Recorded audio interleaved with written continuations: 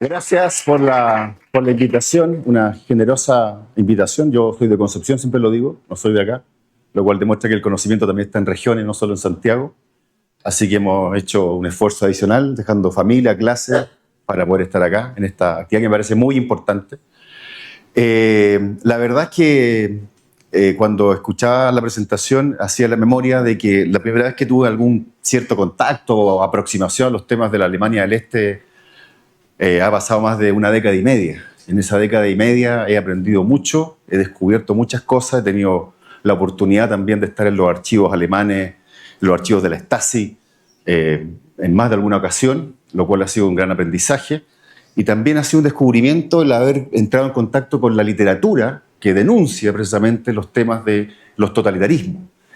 Primero, el desencanto de un sector de la izquierda chilena, que vivió en la RDA su exilio y que se desencantan del modelo de la patria socialista, del socialismo obrero, y después también de alguna literatura que ha venido saliendo en los últimos años, rumana, y que después se ha traducido al español, algo diré de aquello en esta oportunidad, y que son también vías de conocimiento más allá de lo que yo me dedico, que es la historia dura. ¿Ah?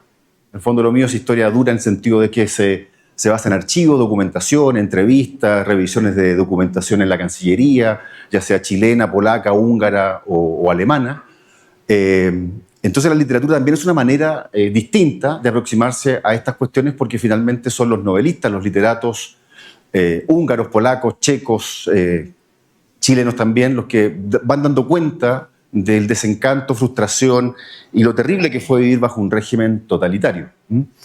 Eso es lo que quería yo primero señalar. Lo otro es que, claro, efectivamente, si ustedes me buscan por ahí, la mayoría de mis textos están todos relacionados con este tema. Soy bastante monotemático, pero debo decir en mi defensa que como vivo en Concepción, también tengo algunos temas de historia regional que me interesan porque me gusta rescatar la historia de la región en la que estoy hace muchos años. Otro aspecto importante es que hacer lo que yo hago desde región tiene ciertas dificultades, porque ustedes saben que Dios está en todas partes, pero atiende en Santiago. Todos los archivos que me interesan a mí están acá. Entonces tengo que trasladarme, a veces en términos muy cortos, para poder revisar cosas, porque los archivos no están allá en Concepción. De hecho, lo único que hay de tema internacional en Concepción son las memorias de la Cancillería, que las donó hace un par de años un ex diplomático. El resto está todo acá. Y eso también tiene horarios, por si acaso. No es que uno llegue. Entonces, estoy bastante limitado, pero aún así el entusiasmo es mayor y lo puedo hacer. A fines del año pasado publiqué este libro, El refugio chileno de Erich Honecker, que aquí resumo más o menos, yo diría 14, 15 años de investigación. Siempre digo que yo partí este libro estando soltero, después me casé, tuve hijos. Entonces, para que vean ustedes la continuidad, digamos. Así que mi señora, mi esposa y mis hijos son los que también me han ayudado a hacer este tipo de cuestiones, porque claro, los viajes también implican dejar un poco a la familia de lado por lo que uno le apasiona.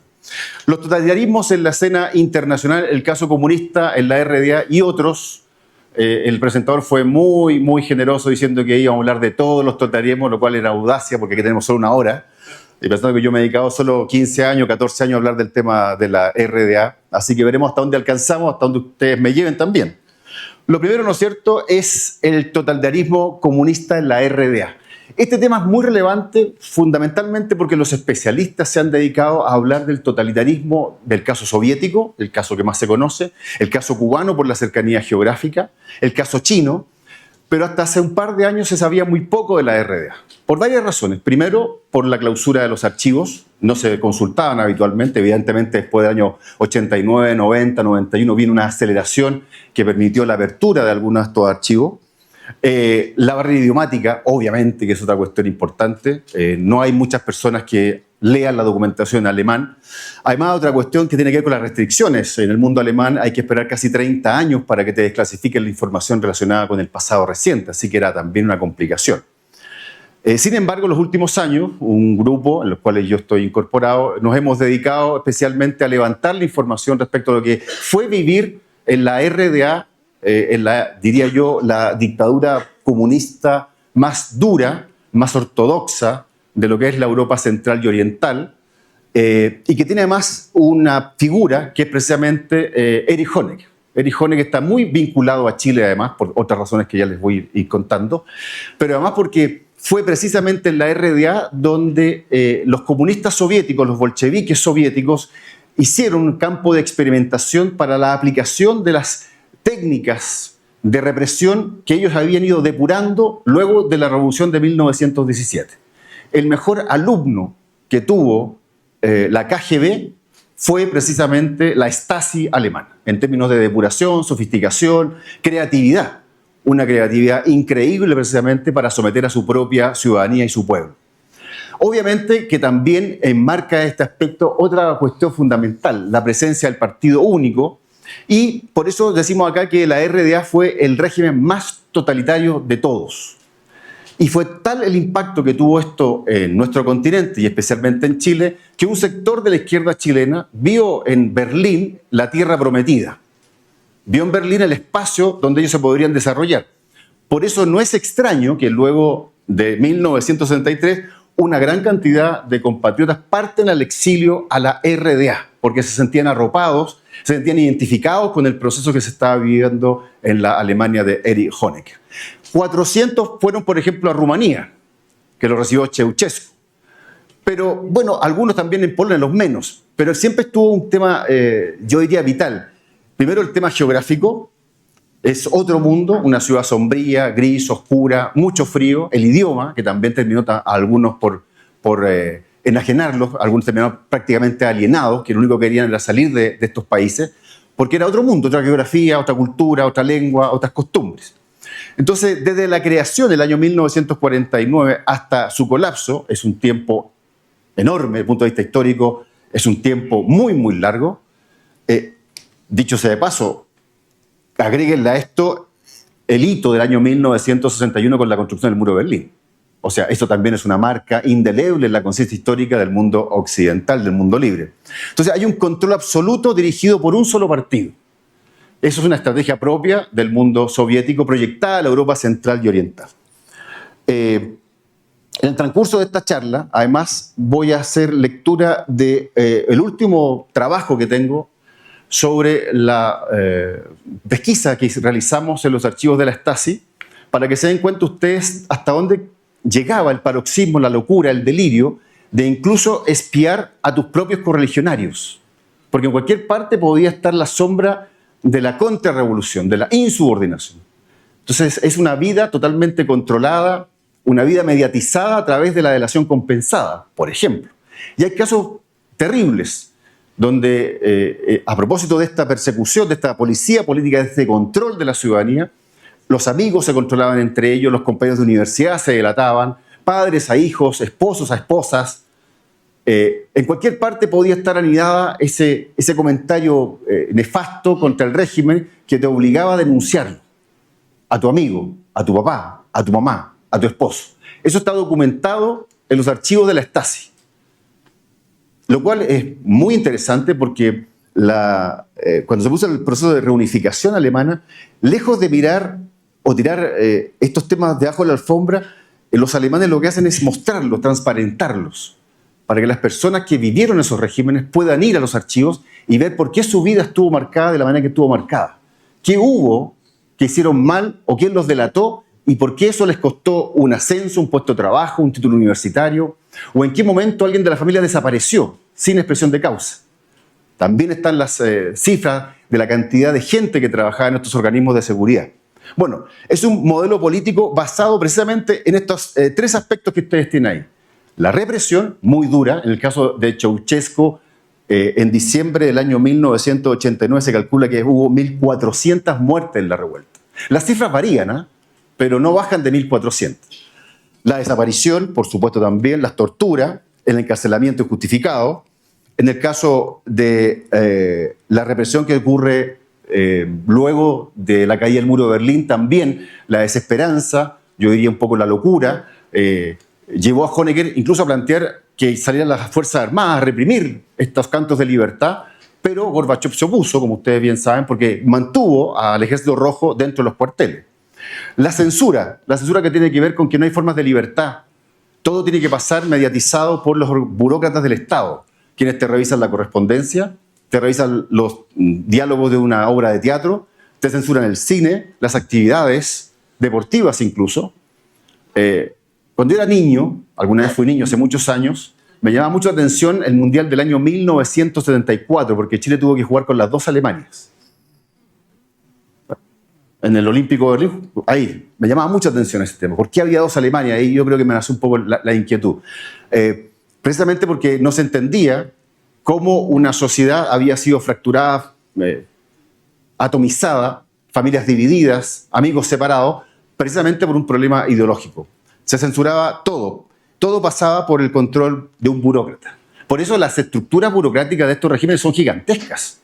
La mayoría de la gente hace carrera dentro de la burocracia y asciende dentro de la burocracia sin ningún escrúpulo moral, denunciando muchas cosas, incluso hasta falsedades. Y la vigilancia estatal. La vigilancia estatal se entiende como la creación de organismos específicamente diseñados para el control político de la población. Ellos creen tanto en el pueblo que es necesario controlar al pueblo, vigilarlo permanentemente. Hay algunas citas memorables de algunos jerarcas del comunismo alemán que dicen que la Stasi es quien protege al pueblo de los excesos del gobierno. Entonces se justificaba a sí mismo. Pero los comunistas de la primera hora, la mayoría de los que crean estos sistemas de represión política en Hungría, Polonia, Checoslovaquia, Alemania, por cierto, habían hecho sus primeras armas, su primera orientación, su primera inducción, precisamente en Moscú. Y recordemos que cuando termina la Segunda Guerra Mundial, Moscú copa, la Unión Soviética copa todo lo que es la Europa Central y Oriental porque ve ahí su botín de guerra.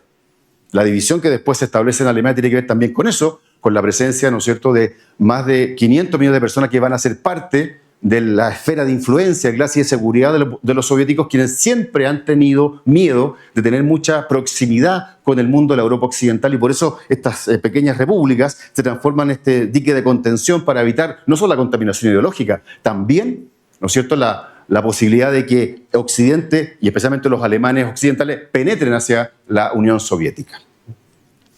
Ahí está, ¿no es cierto?, el clásico esquema que ustedes seguramente habrán visto en más de alguna oportunidad.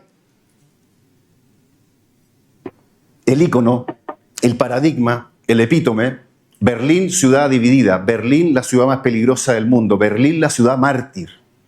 Quienes han estado en Berlín podrán entender que es un Berlín distinto cuando uno pasa la puerta de Brandenburgo y camina por Unter-Berlinden.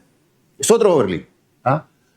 Y la Segunda Guerra Mundial dejó dividida precisamente a esta ciudad, pero también dejó dividida al país en estas zonas de control de los que habían vencido en la Segunda Guerra Mundial, que habían tenido una alianza circunstancial. Los soviéticos no es que hayan alterado su ideología, sino que simplemente estaban combatiendo el enemigo común, que era el nazifascismo.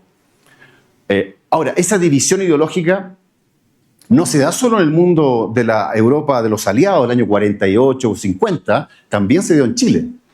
Porque Chile, esto lo tengo en un artículo que va a salir prontamente por ahí, tenía mucha intención y le gustaba mucho poder establecer relaciones con la Unión Soviética, que no las tenía.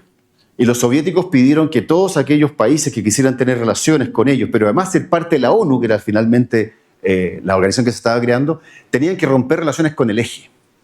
Y Chile lo hace, pero también el debate parlamentario, el debate de prensa que uno revisa en los archivos acá de la Biblioteca Nacional, te da cuenta de que había una suerte de fascinación hipnótica por lo que podía ser la Unión Soviética como un gran desarrollo industrial, económico, incluso cultural, se decía.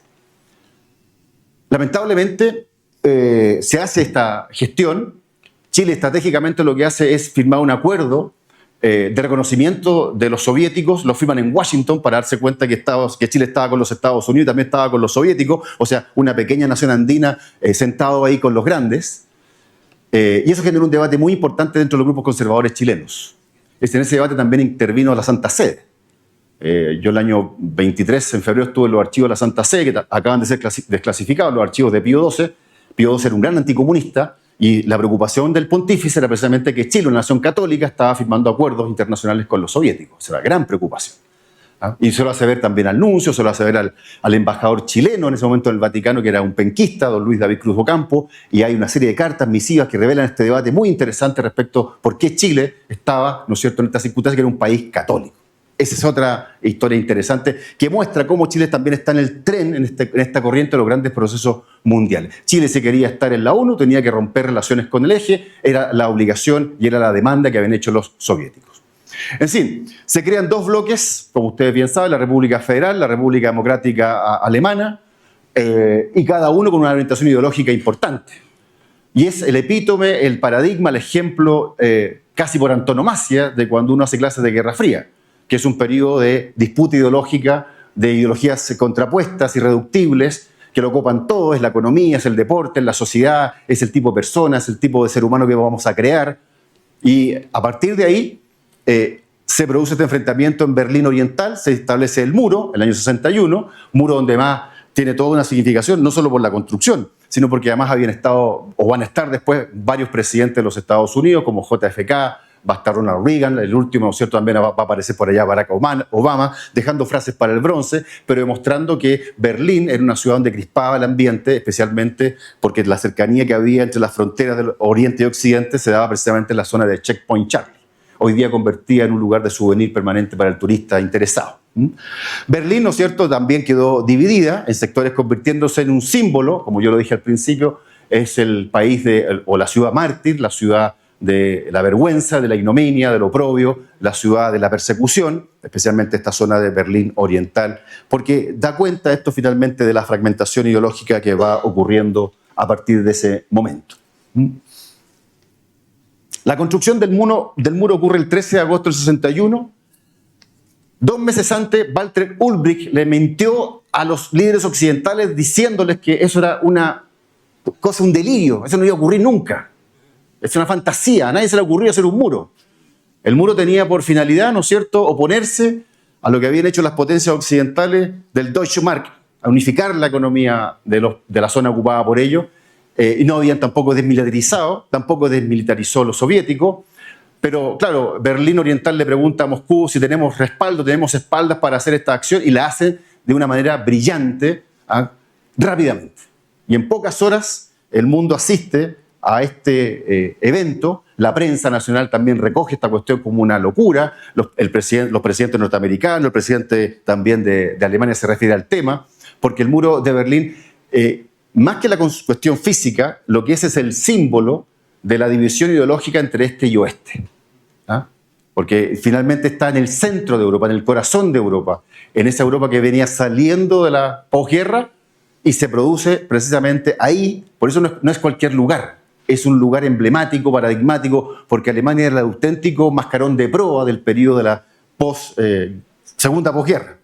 Entonces, cuando se crea el muro de Berlín, genera inmediatamente sorpresa, porque no se esperaba, como les decía, sobre todo además porque las potencias occidentales no podían arremeter contra ello, porque estaba el respaldo de los soviéticos, estaba también la presencia del armamento nuclear.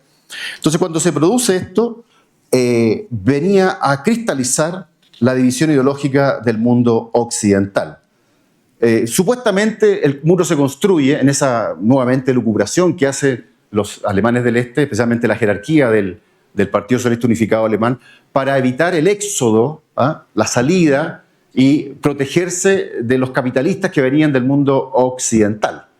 En los años que llevo investigando estos temas, no he encontrado ningún documento de ningún occidental que haya saltado el muro para el otro lado, para el lado del este. Ninguno. Y he visto hartos archivos. En cambio, sí he visto bastantes que saltaran hacia el lado de la Alemania industrializada, la Alemania libertaria. Pero este muro que divide la ciudad en dos era primordial para evitar una fuga que se venía produciendo de un tiempo a esta parte de manera masiva. Antes del muro, muchos alemanes del este trabajaban en la Alemania occidental y llegaban con el marco alemán hacia Alemania del Este y les cundía bastante. Había un gran desarrollo también del mercado negro, pero claro, el proyecto socialista, de la patria socialista que quería Honecker es el articulado, el artífice, el cancerbero, custodio, guardameta del muro de Berlín, por si acaso. O sea, no es cualquier persona. Y de hecho, no sé si algunos de ustedes saben, pero Honecker terminó sus días en Chile, como un abuelito alemán ahí en la Comuna de la Reina, por si acaso. Ya, bueno. Lo que sucede es que el éxodo se estaba produciendo naturalmente porque veían el desarrollo de esa Europa libertaria, veían los modelos, la industrialización, cosa que no veían en el modelo socialista. Entonces, claro, Alemania del Este necesitaba mano de obra joven, industriosa, talento científico para poder desarrollar el proyecto socialista. Y además, ¿no es cierto?, esa moral ciudadana se venía abajo cuando el único canal de la RDA informaba que se estaba produciendo esta sangría de población hacia la Europa occidental. Durante mucho tiempo en la RDA hubo solo un canal, hasta muy entrado, yo diría la década de los 80, un solo canal que tenía ciertas horas de programación. Y por supuesto las programaciones eran además de bastante carácter de concentración ideológica. Entonces no era bueno para la moral ciudadana del alemán del este que se vinieran o vieran en televisión estas cuestiones que pasaban hacia el otro lado y después volvían, algunos no volvían, se quedaban. Entonces estaba el peligro que muchos ciudadanos de la RDA abrazaran el capitalismo. Por eso, en agosto del 61, en un estricto secreto, se levantó el muro de Berlín, que ha tenido muchos nombres, muchos libros que hablan de él, por supuesto, pero para que se hagan en cuenta de la magnitud y de la rapidez, que esto solo lo pueden hacer, digamos, la ideología y personas que están entrenadas para esto. Se estima que para construirlo hubo entre 40.000 y 55.000 operarios contratados, obligados a trabajar. Para hacerlo lo más rápido posible, colocar los paneles de hormigón, los ladrillos, los rollos de alambre, las púas. Pero esto fue al principio, porque después con la propia historia del muro, uno se va dando cuenta cómo la paranoia se toma a los controladores de la política de la RDA y el muro se empieza a sofisticar más en cuanto a represión. No solo hay alambres de púa, después vienen, ¿no es cierto?, los guardias de seguridad, la ametralladora automática, los perros. Se expande también una explanada muy importante, cosa que la gente tenga que correr, muchos de ellos. Hay muros de concreto para evitar que pasen los vehículos. O sea, los muros aledaños al muro, los edificios aledaños al muro también son controlados estrictamente, porque la gente empezó a saltar de las ventanas. Hay imágenes en video, ¿no es cierto?, en YouTube, que la gente saltaba desesperada. O como la imagen de aquel soldado que también, desafiando a sus superiores, se pasa hacia el otro lado. Entonces, claro, de alguna manera, cuando se construye este muro alrededor de la zona de Berlín que pertenecía a la Unión Soviética, la extensión fue de unos 155 kilómetros, 43 de ellos pertenecientes a la frontera entre los capitalistas, como yo decía, y la región comunista. La cantidad de trabajadores que lo hicieron y que fueron contratados específicamente para esas labores de edificación. O sea, ellos tenían que dejar de hacer cualquier otra cosa porque no es que fueran obreros de toda la vida, sino que simplemente fueron reclutados con esta finalidad. Se manejaban más o menos 45.000 bloques de cemento, 2.700 kilogramos cada uno y con una medida de 360 por 1,20. Esa era la magnitud. Hoy día es una zona de arte, no sé si han estado yo. Entonces, claro, cuando se coloca todo este dique de contención, que finalmente tenía por finalidad evitar la transmisión, las correas de transmisión de las ideas de la libertad y del desarrollo, la zona oriental queda totalmente aislada de la zona occidental y para viajar entonces de un Berlín a otro se puso complicada la cosa, porque había que pasar por los puntos de frontera controlados por los soldados de la RDA. Hubo muchos intentos de fuga, además de ustedes lo deben saber, muchos de ellos con causa de muerte, algunos exitosos, muchas películas que se han hecho al respecto. Una que yo vi hace algún momento atrás se llama Vientos de Libertad, que es un hecho real de una familia que construye un globo aerostático para pasar al otro lado. Pero la primera medida, ¿no es cierto?, es contener y evitar que las personas transiten libremente, que es un derecho humano básico, transitar libremente de un lado a otro. Habían estas famosas franjas de la muerte, donde además de soldados de la RDA había soldados soviéticos destinados a educar, capacitar, hacer la inducción en las labores de vigilancia. Se instalan focos muy elevados, guardias de observación de un lado y el otro. Se pone también espacios llenos de arenales para evitar que los vehículos también pasen. Según los datos que yo tengo a la vista y los que he podido chequear, hay más de 302 torres de vigilancia, hay un centro de mando, 270 espacios protegidos por perros policiales que entrenados específicamente para el ataque. Entonces no era un espacio o una zona simplemente de frontera. Una zona de frontera no tiene esta cantidad de mecanismos de disuasión o de represión. Y además de ello, en la medida que se fue haciendo más sofisticado el sistema, aparecen otro tipo de instrumentos, alarmas, había unos sectores que estaban electrificados, se construyen otros búnker, prisiones de máxima seguridad, porque cualquier persona que quisiera pasar el muro era considerado un enemigo del Estado, un contrarrevolucionario que ponía en riesgo la construcción de la patria socialista. Decir esto hoy día suena como rancio y naftalínico, porque estamos en otra época, pero en esa época se veía y se pensaba exactamente así. Vigilancia a las 24 horas y los guardias estaban autorizados para detener por la fuerza cualquier conato de escape o de ganas de saltar el muro. Incluso la persona que quería acercarse al muro de manera audaz y temeraria era considerado un fugitivo y un delincuente solamente por asomarse al muro. Por eso las imágenes que uno ve es que la gente transitaba lejos del muro porque cualquier proximidad era vista como una posibilidad de fuga o de escape. Las cifras son elocuentes. Entre 1961 y 1988, más de 100.000 alemanes del este trataron de huir de la Alemania comunista. Es una cantidad enorme. 600 personas fueron muertas. Otros que huyeron y fueron capturados, su destino se desconoce.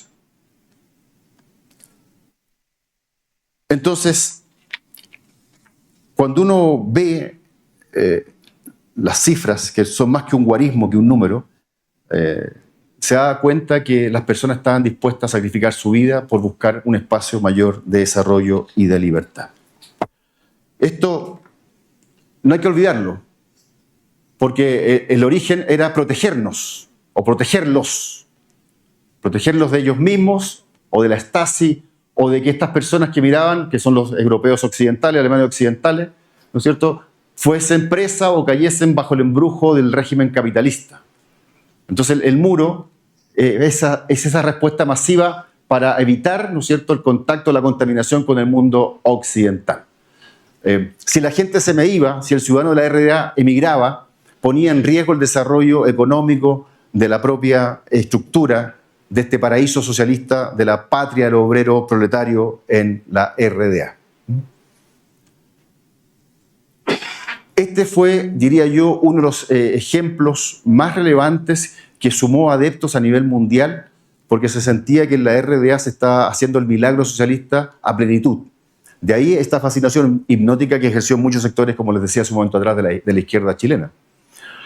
No nos olvidemos, para aterrizar el tema en Chile, la cúpula completa prácticamente del Partido Socialista de Chile vivió el exilio en la RDA.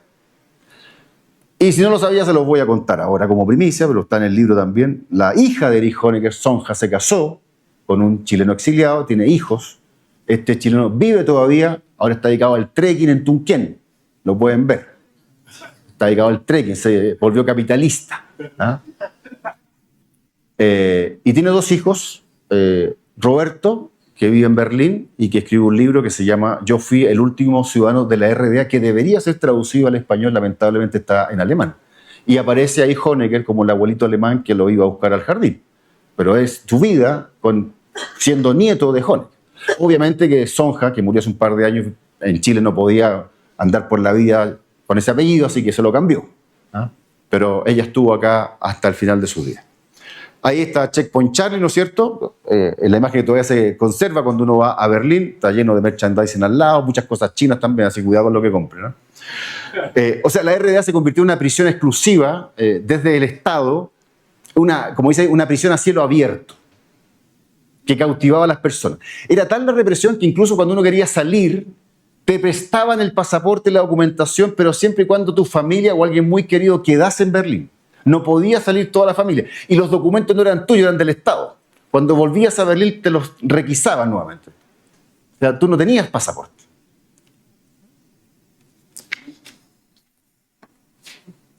Como ven ustedes, los espacios de libertad se caen a pedazos.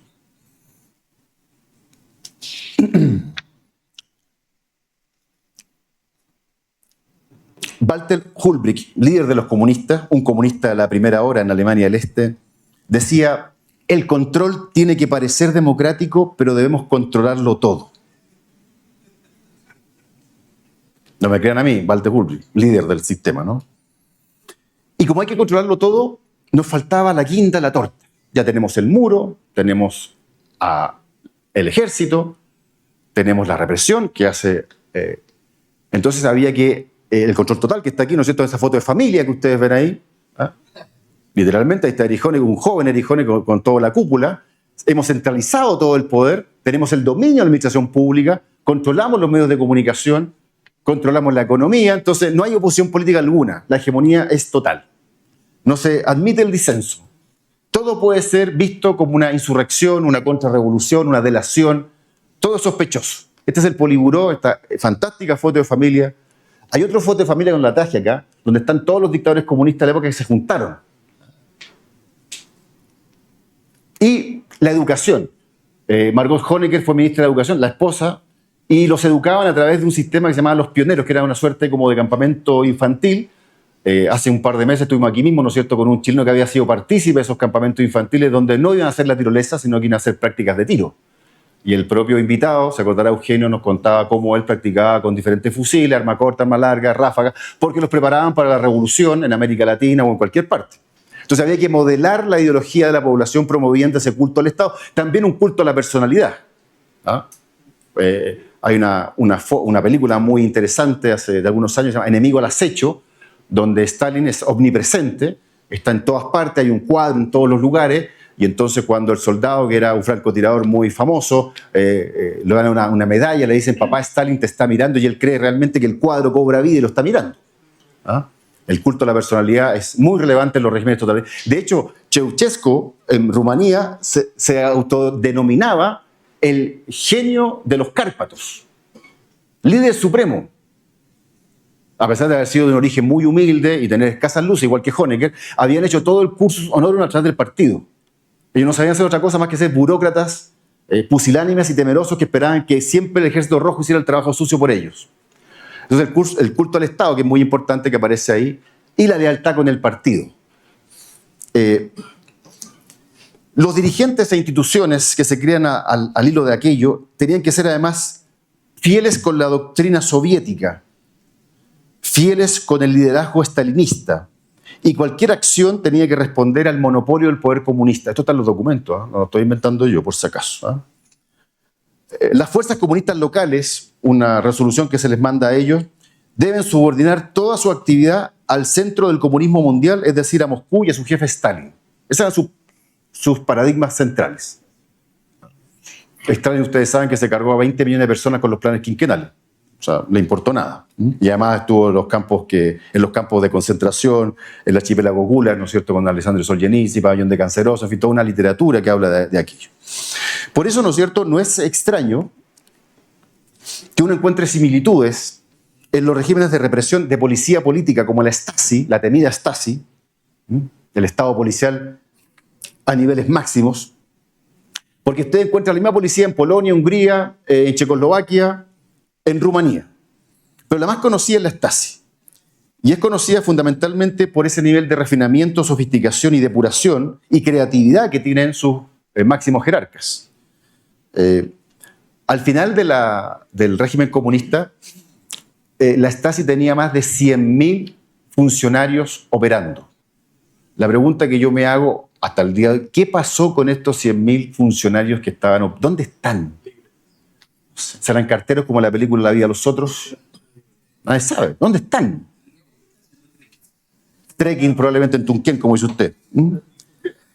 Para el caso de Alemania, que es el que yo más me he dedicado, estudios realizados después de la caída del muro de Berlín indican que en la inmediata segunda posguerra, los soviéticos encarcelaron en su zona, o sea, en esta zona de la que estamos hablando, a 122.000 personas, de las cuales de muchos de ellos no se sabe absolutamente nada.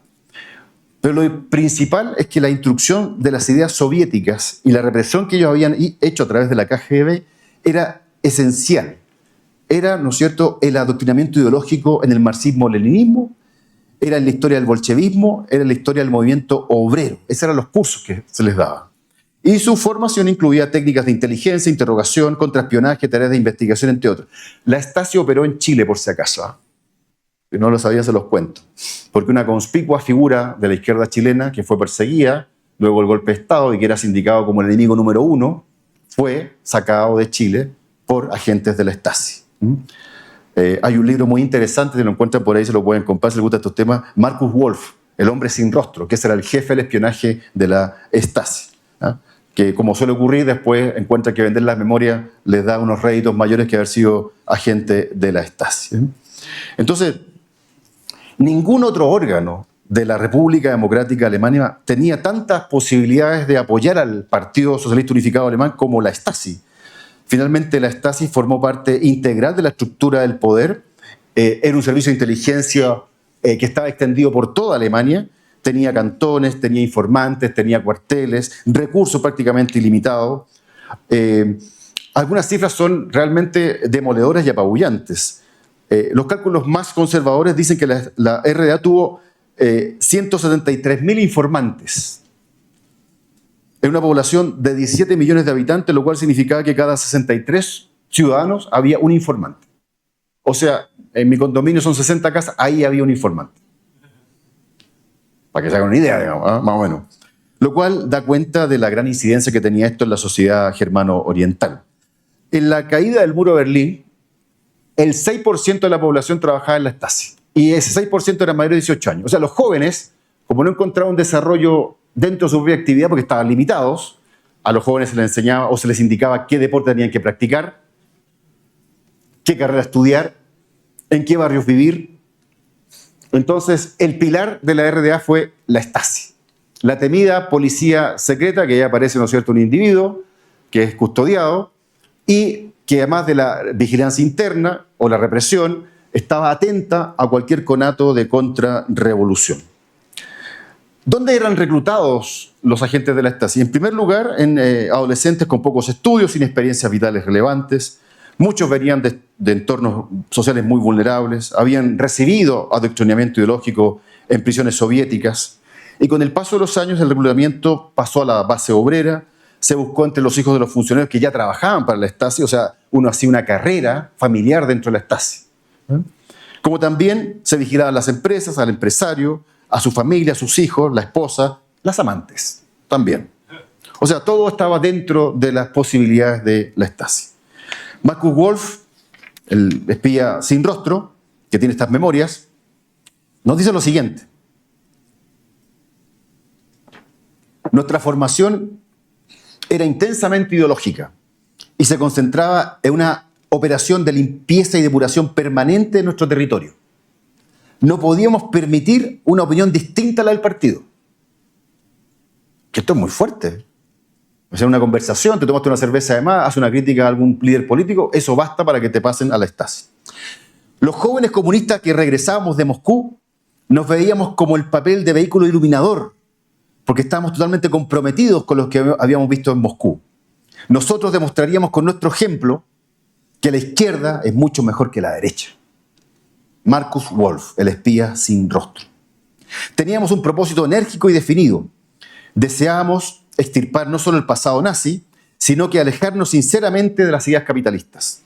El socialismo era la tierra prometida, o sea, un convencimiento religioso prácticamente. Entonces, Putin fue parte de la Stasi. Les doy el dato. Chile, esto no está en la gráfica, se los puedo contar. Chile, que recibió a Erich Honecker, porque fue procesado, se le perdonó la vida, como a tantos líderes comunistas, por edad. Podríamos hacer lo mismo con otros que también por edad ya no, y por temas de salud no pueden hacer nada. No es así. Pero Honecker tenía carnet de identidad chileno. El Estado le entregó un carnet de identidad chileno. Eso está en los documentos. Todo método servía. Demos algunos ejemplos para amenizar la tarde. Por ejemplo, el científico Robert Havemann, un comunista convencido de la primera hora, había criticado públicamente el liderazgo de la RDA. Mala cosa. Su casa fue acordonada, señalada como zona enemiga. En las murallas de su casa aparecía la palabra traidor, capitalista. Familia, amigos, visitantes fueron sometidos a la vigilancia de los informantes. Su vida cotidiana fue seguida muy de cerca por la Stasi. Se le inventaron todo tipo de rumores para mermar su reputación y quebrar su voluntad. Pero hubo más. El poeta y cantante Wolf Biermann, amigo de Havemann, no pudo volver a la RDA luego de una gira, incluso fue privado de la ciudadanía. El famoso historiador británico Timothy Garton Ash, cuyos libros se venden, están en español, traducidos. También fue espiado por la Stasi cuando llegó a la RDA. El año 1968, él lo cuenta en su libro, que se llama El Informe, se trasladó como estudiante a la RDA para investigar temas relacionados con el nazismo y contaba con un salvoconducto para moverse entre las dos Alemanias. Años después, al revisar su expediente en la Stasi, constató que había sido vigilado y que algunos de los informantes habían sido personas muy cercanas que conoció durante su estadía. ¿Qué dice Timothy Garton Ash? Comillas. Mi informe data de marzo del 81. Contiene mis datos personales, notas relativas a mis años de estudiante en Berlín y mi estancia de enero a junio en la capital de la RDA. Mis viajes, con quién me junté, qué hice, qué escribí, qué cartas mandé, con qué frecuencia salí a comprar, porque fui entendido como una persona de, comillas, relevancia operativa. Y el informe sobre Timothy Garton Ash es concluyente. Dice lo siguiente. Hay razones para concluir que Timothy Garton Ash se ha aprovechado deliberadamente sus funciones oficiales como estudiante, investigador o periodista para realizar actividades de espionaje para el capitalismo. En todo caso, y como él mismo lo señala, su expediente es muy modesto. 325 páginas es nada, porque palidece ese guarismo frente a las 40.000 páginas que tiene el informe de Wolf Biermann, el poeta que mencioné un poquito antes. Otro caso muy conocido es el de la activista política Vera Gollenberger, espiada por la Stasi, pero esto es más dramático, porque el informante de la Stasi era su esposo.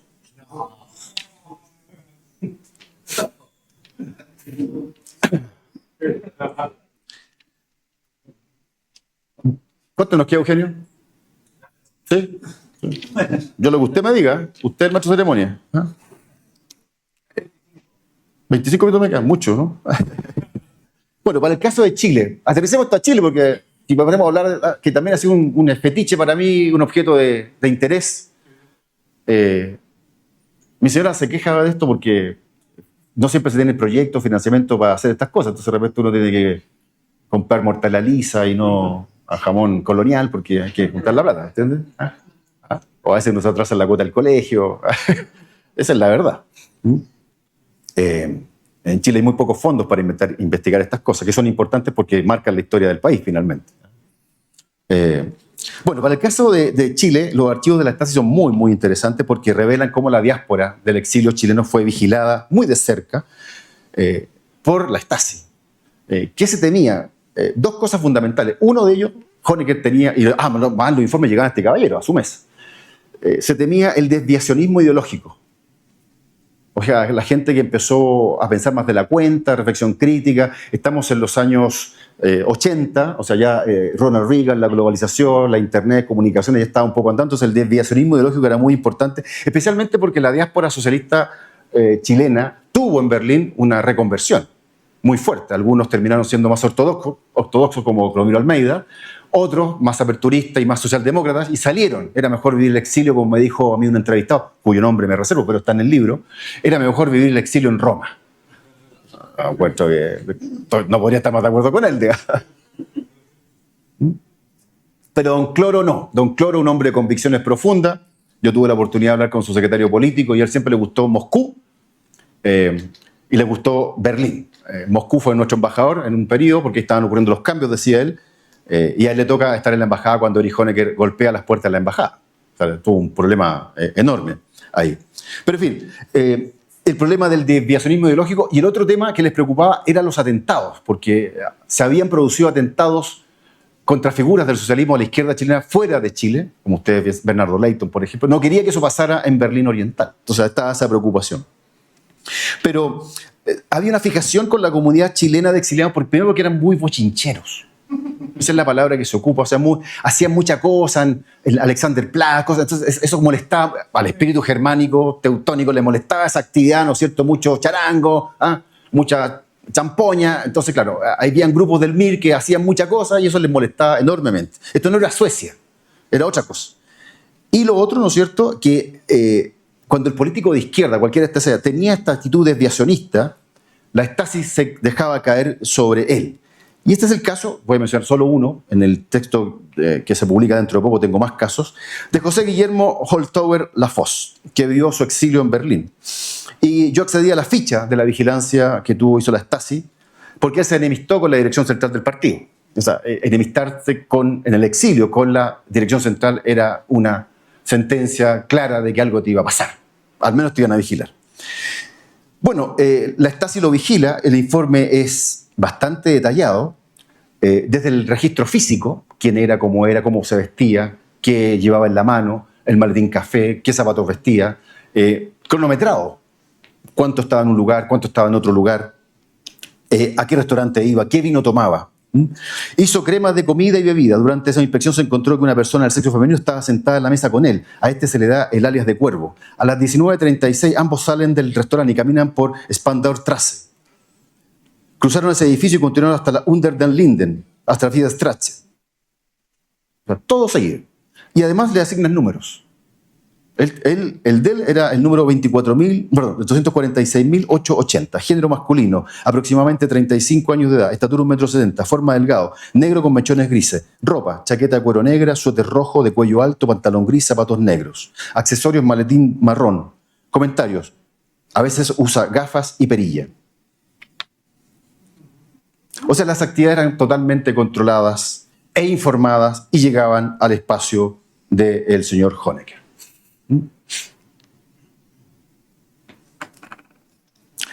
De igual manera, la Stasi siguió muy de cerca, como le señalaba, las tensiones que vivió el Partido Socialista de Chile durante los años del exilio en la RDA, entregando informes detallados respecto a lo que hacían los jerarcas. Los jerarcas socialistas no trabajaban. Clodomiro Almeida no trabajaba, él se dedicaba a la actividad política profesional. No así otros, como Carlos Fuentes, Juan Fort, que en sus novelas, Vivir y morir en Berlín, escrito con L, lo pasaron muy mal, porque debe ser intelectuales, novelistas, literatos, ir a una fábrica de metal pesado, jornadas extenuantes, no era lo de él, ¿no? Era el dolce far niente, ¿no? Era la intelectualidad. Entonces había mucha limitación para aquello. Así, por ejemplo, tuvimos acceso a un documento que se llama Situación del Partido Socialista de Chile, que se refiere a Carlos Altamirano de la siguiente manera: figura consular, mascarón de proa del socialismo chileno. Altamirano se encuentra en un momento crítico de su desarrollo. Tiende a intrigas políticas, especialmente contra el Partido Comunista. Existe el peligro que Carlos Altamirano Rego se aproveche de las tendencias sectarias en el exterior, como las de Aniceto Rodríguez en Caracas, Pedro Buscovich en México, Fidel Allende en Bonn, para golpear contra la elección interna de su partido. Se los tenía todos fichados. Todos fichados. ¿Cómo era de suponer? La Stasi también infiltró la Oficina Chile Antifascista, entidad creada por la RDA para organizar el exilio en Chile, en ese país, y así estuvo monitoreando permanentemente el control de las actividades políticas que se hacían por parte de los chilenos.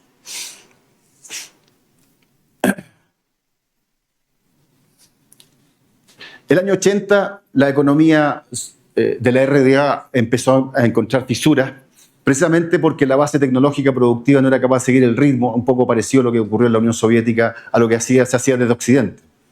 Y claro, las comunicaciones, las telecomunicaciones fueron dando cuenta de que el abismo, la brecha, era prácticamente insalvable.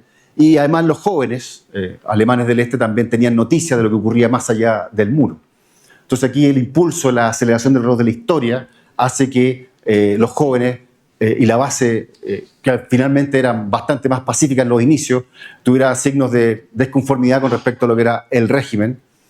Y rápidamente Honecker empieza a trastabillar. Además su salud, como estos líderes son gerontocráticos, su salud también estuvo muy, muy afectada.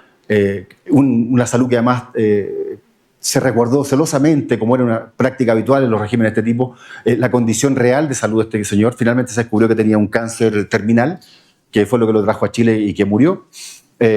Y rápidamente, cuando se deciden abrir la frontera, especialmente los húngaros y los checoslovacos, se aprovecha esta apertura y entran, ¿no es cierto?, los alemanes del este que pasan por esos lugares a la Alemania occidental. Esa foto es icónica. Erich Honecker, ¿no es cierto?, Margot Honecker, el gran embajador James Holger, del que tan poco se sabe y se ha escrito, un portento de la diplomacia chilena, que fue el negociador de la salida de Honecker de la embajada. Jorge O'Ryan, conspicuo dirigente de la UC, director de ProChile, ahí estaba de embajador, y otro diplomático atrás que en este momento se me olvida el nombre. pero Honecker, ante la imposibilidad de contener la avalancha de disconformidad, es sacado del poder, rápidamente empieza un largo éxodo que lo lleva a diferentes lugares, a una iglesia, a hospitales, termina refugiado en la Embajada de Chile en Moscú. Ahí pensó que iba a contar con la lealtad de los viejos camaradas socialistas, especialmente Gorbachev, pero el golpe de Estado de agosto de 1991 terminó por sellar su suerte, porque asume ahora Boris Yeltsin. Boris Yeltsin no tenía ninguna amistad con Honecker, tenía mucha amistad más con el marco alemán que fluía a la Unión Soviética, ahora Rusia, generosamente desde las arcas de Helmut Kohl. Entonces lo único que quería era entregar a este caballero. Este era un tema muy poco estudiado hasta que nosotros, digo nosotros porque yo lideré un equipo de investigación respecto al tema de Honecker y Chile, donde descubrimos cosas muy interesantes respecto a su paso por la embajada y las conexiones que tenía con Chile, no solo por el tema de su hija casada con chilenos, sino que también porque durante mucho tiempo la RDA trató de establecer vínculos diplomáticos formales con Chile, lo hizo efímeramente con el gobierno de Allende, porque esperaba que Chile lo apoyara para ser parte de muchos organismos internacionales. Pero sabemos que eso en realidad fue bastante fugaz porque el gobierno de Allende se acabó rápidamente. Ahí está la llegada del dictador a la Loza Aeropuerto, donde la plana mayor de la izquierda chilena, se acordarán los que tienen un poquito más de edad, como yo, lo recibió. Ahí está el beso de Gladys Marín, pero hay una foto que es mejor cuando se muere, porque ahí ya había de todo. Había de todo. Porque había que mostrar lealtad con el que te había dado. Ahora, es muy curioso, tengo tiempo, ¿dónde está? ¿Sí? Cortito. Cuando tú hablas con la gente de izquierda y les pones este caso, son capaces de desdoblarse de manera fantástica, porque piensan que uno es tonto. Es que una cosa es el dictador, otro es el ser humano. Pero esa distinción no la hacen para otras personas, es para ellos nomás. Es muy curioso. Pero cuando tú hablas con ellos con fundamento, como han sido estas investigaciones, y les ponen el libro en la mesa, el artículo, qué sé yo, es que no, yo no tenía esa información, no sabía que lo que usted me dice, pero efectivamente fue así. O sea, él estaba siendo buscado por la Alemania de Helmut Kohl, que es un Estado de Derecho en forma, por crímenes de lesa humanidad, por fusilamientos en el muro de Berlín. Estaba una orden de captura, de detención formalizada, y sin embargo, ¿no es cierto?, los alemanes occidentales, cuando lo someten a juicio, se dan cuenta que está tan enfermo, lo liberan del juicio porque habría sido incapaz de soportar tantos meses en la cárcel. Entonces, por una medida humanitaria lo sueltan. Pero se aplicaba para este caballero. Ahora, ¿por qué es tan interesante? Porque precisamente cuando este caballero llega, nosotros teníamos a otro caballero plenamente vigente en Chile. No tengo que decir el nombre, ¿cierto? ¿Se entiende? Ya. Plenamente vigente. Pero para él sí, para este otro no. Porque él había dado refugio, protección a los exiliados. Entonces, esa cuestión me invita a la última idea. Hay que formarse, hay que estudiar, hay que leer, hay que ir a la biblioteca, porque hay que debatir con fundamentos. Muchos de nosotros hemos dedicado muchas horas a esto, muchas horas, y lo ponemos a vuestra disposición. Muchas de las cosas que yo he escrito son de libre acceso, pero hay que tener la voluntad, el ánimo, la apertura de empezar a formarse, porque si no uno cae en banalidades y te pillan, y en cambio cuando llegas con la información, con el documento, con el texto, con las citas, cuesta mucho que el debate, ¿no es cierto?, continúe, porque tu solidez intelectual efectivamente te da un sustento intelectual importante para el momento del debate. Ahí está la caída del muro de Berlín, ¿no es cierto?, que es tan emblemática, ustedes la habrán visto. Y bueno, hay dos películas que yo les recomiendo, La vida de los otros, Goodbye Lenin, Balón, que también la mencioné por ahí, o Vientos de Libertad. También la filmografía ha sido muy generosa, así como la literatura ha sido también muy generosa, y no nos dio el tiempo para hablar de Ceausescu. Muchas gracias.